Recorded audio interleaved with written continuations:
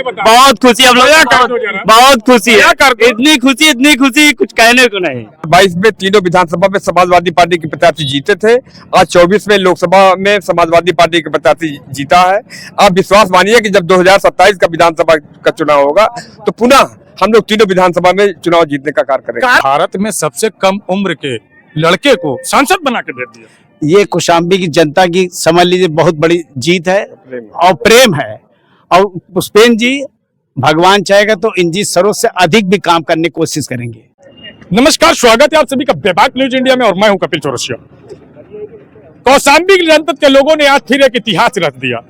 भारत में सबसे कम उम्र के प्रत्याशी को यहां से जनता ने सांसद बना के संसद भवन पहुंचा ही दिया।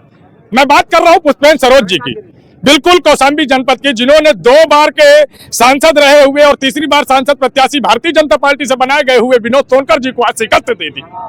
उस संदर्भ में कौशाम्बी जनपद के लोग क्या कहते हैं, आज हमारे साथ मौजूद है कैलाश चंद केसरवानी जी, जिनका एक वर्चस्व है समाजवादी पार्टी में, और आज हम बात करते हैं किससे क्या कहना चाहेंगे आप। पुष्पेंद्र सरोज जी की जीत जनता की जीत है। पुष्पेंद्र जी को किसान, नौजवान, व्यापारी सभी ने इनको समर्थन दिया था और उसी का परिणाम था कि आज हम लोग 1,03,944 वोट से चुनाव जीते हैं। क्या लग रहा है कि 2022 की बात किया जाए, पहले तो आप लोगों ने 3 की 3 विधानसभा से सीट ले ली। एक कहावत भी बनी थी, आपने एक वीडियो देखी होगी जो क्लिप थी जिसमें बच्चे मनोरंजन करके कह रहे थे कि लइका लइका लइका साइकिल वाला तीनों लइका, और फिर उसके बाद समाजवादी पार्टी के लोग कह रहे थे कि 2024 में हम लोकसभा भी ले लेंगे। बिल्कुल सही है कि 2022 में तीनों विधानसभा में समाजवादी पार्टी के प्रत्याशी जीते थे।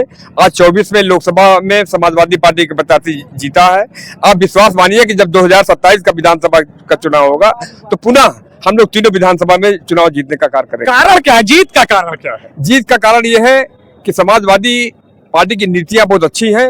हमारे अध्यक्ष, माननीय राष्ट्रीय अध्यक्ष अखिलेश यादव जी हैं, युवा हैं, उनकी सोच अच्छी है। जब प्रदेश के मुख्यमंत्री थे तो उन्होंने चतुर्मुखी विकास किया था। उन्होंने किसानों के लिए, नौजवानों के लिए, व्यापारियों के लिए, सबके लिए काम किया था। तो उसका परिणाम है कि आज जनता उनकी तरफ देख रही है। 2014 की बात किया जाए तो सांसद विनोद सोनकर जी यहाँ से बने। 2019 की बात किया जाए तो सांसद विनोद सोनकर जी बने। अगर 2019 उसकी बात 17 की बात किया जाए तो यहाँ से 3 के 3 विधायक भारतीय जनता पार्टी के बने। लेकिन 22 में आपने उनको शिकस्त दी, 3 की तीनों सीट छीन ली। 24 में भी आपने लोकसभा सीट छीन ली। ऐसी कौन सी रणनीति है, कौन सा फार्मूला है यहाँ के जनता? देखिए, 2014 का जो चुनाव हुआ था लोकसभा का, वो एक तरीके से मोदीमय हो गया था देश में।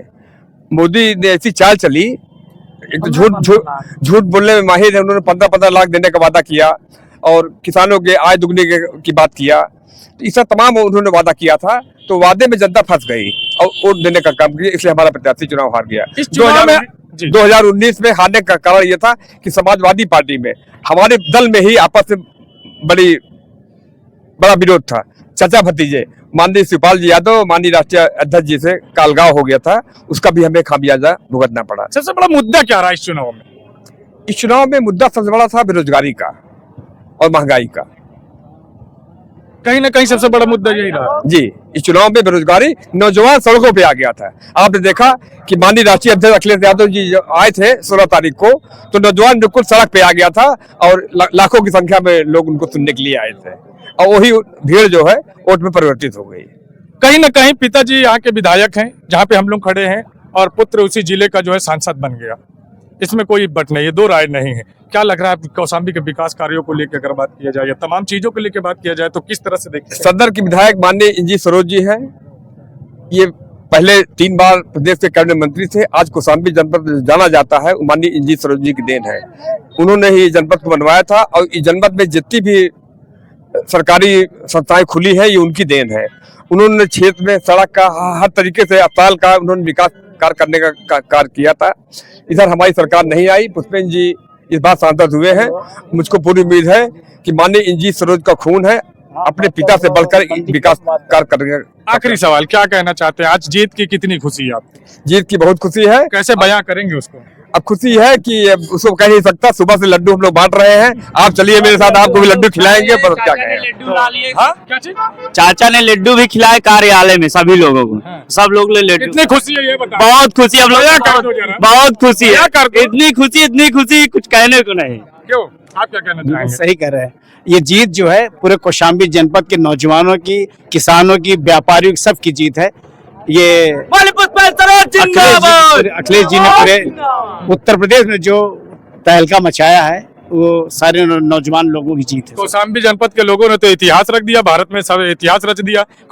मतलब भारत में सबसे कम उम्र के लड़के को सांसद बना के दे दिया। ये कौशाम्बी की जनता की समझ लीजिए बहुत बड़ी जीत है और प्रेम है। और पुष्पेन जी भगवान चाहेगा तो इंजीत सरोज से अधिक भी काम करने की कोशिश करेंगे।